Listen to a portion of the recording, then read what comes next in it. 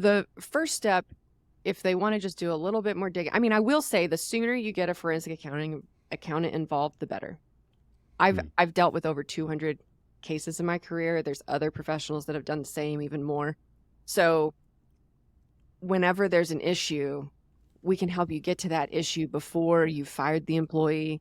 This is actually like, this is one of my favorite things to do, and very few people take us up on it. Whenever you find a problem, if you cannot make sense of it, call a forensic accountant, have them just look at the last 6 months to a year and try to get them to do it in like a 2-week time span. That would make me sweat right now because we have so much work, but try to do that. And don't let your bookkeeper or anybody know about it. Now, we don't want to entrap them. We don't want to try to like set them up to commit fraud or anything like that. Let's just do a look back of 6 months to a year. And what that's going to look like is taking the bank statements, summarizing those by payee from the bank statements, summarizing it, and saying, is there anything on here that we don't recognize? Is there anything on here that was not for the benefit of the business? We're going to do the same thing with credit cards, if there's a credit card being used. And then we're going to look at payroll, and we're going to compare what is this bookkeeper paid versus what does her agreement say. Hopefully there's an agreement. But we're going to compare that and look for anything that was not for the benefit of the business. And we're going to do that over a 6-month to 1 year period. Then and that payroll, look for people whose names you don't recognize. That too. They got that going on right now. 6 guys who don't work there were getting paid. Sorry. Yeah. So you can look at that. And a lot of times, if they're paid by check, that'll show up in that summary from the bank statement. But yes, if it's direct deposit, looking at that payroll report. But we're looking out of these 3 sources, we're looking for what transactions did not benefit the business and would have benefited the subject. That's what we're looking for. If we go through this process and we don't find anything, maybe you're fine, but you just start really watching your financials. If we find that there are transactions that, oh man, there's not a Mercedes that benefits the business. Like, we're making payments to a Mercedes loan. We don't own a Mercedes. Owner doesn't own a Mercedes. Okay, now we might want to start asking some questions about this. So then we want to take that information, the forensic accountant, and hopefully they'll know whether they are good at interviews or not. But anyway, you want to go in and interview the employee and show them these transactions and ask them, and have the forensic accountant do this, because they're not going to fool me. You can't. I know what I'm seeing. I know my process. So what was this for? How did this benefit the business? How is this set up? So we're going to go through those transactions that the owner didn't know about.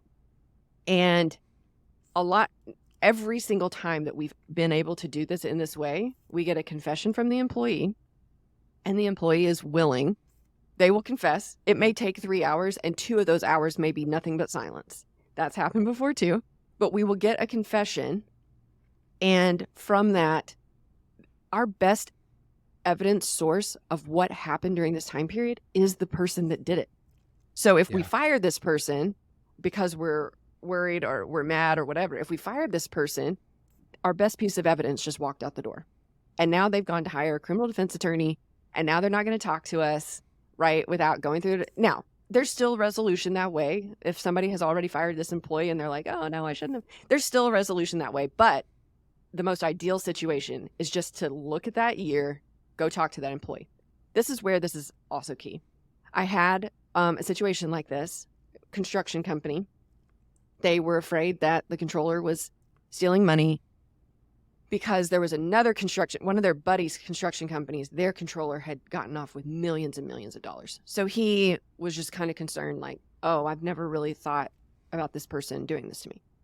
So we came in and went through the process I just talked about, and I said, just let us look at this. And he wasn't convinced she was stealing, but he just wanted to make sure. So we looked at a year, and there were some strange transactions, but nothing crazy. And so I said, can I just talk to your employee? So the owner was present for this interview. I went in, I said, hey, this is what we're doing. She was very mad that he had hired us. So after we worked through, hey, he's doing what all great business owners should do if they're concerned.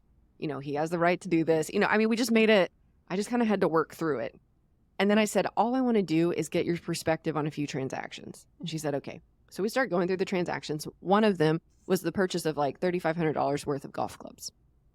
And I said, can you tell me what these were for? She was like, yeah, those are my golf clubs.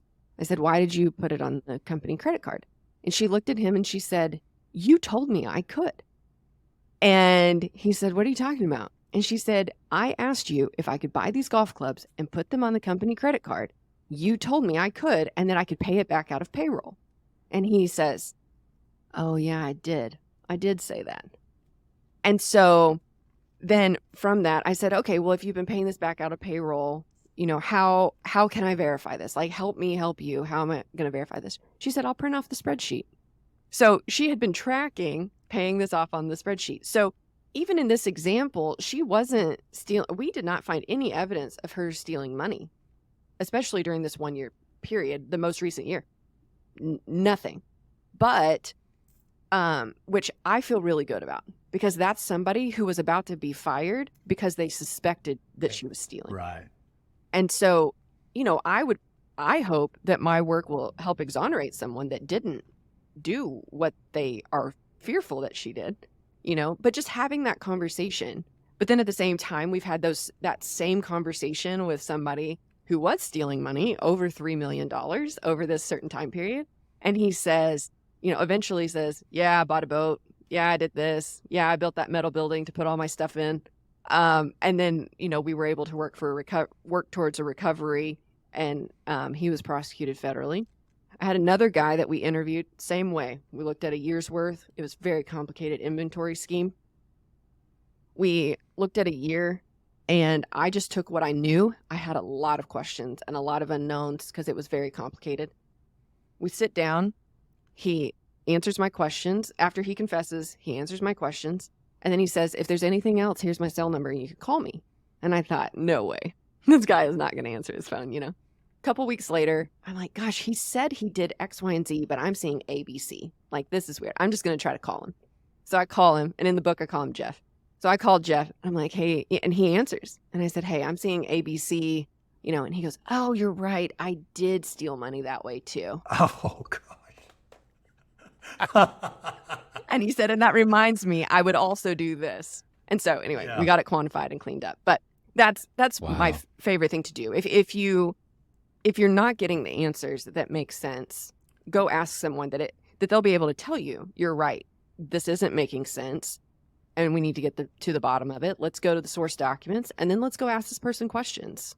One thing I like to do is I've got a little chapter on it in my book, but when you're hiring an accountant or bookkeeper or CFO or whatever, you make it clear that day that it's trust but verify around here. Yes. I want you to do everything you do, but an outside accountant is going to look at it every month. We're going to go deep dive into this. We're going to audit.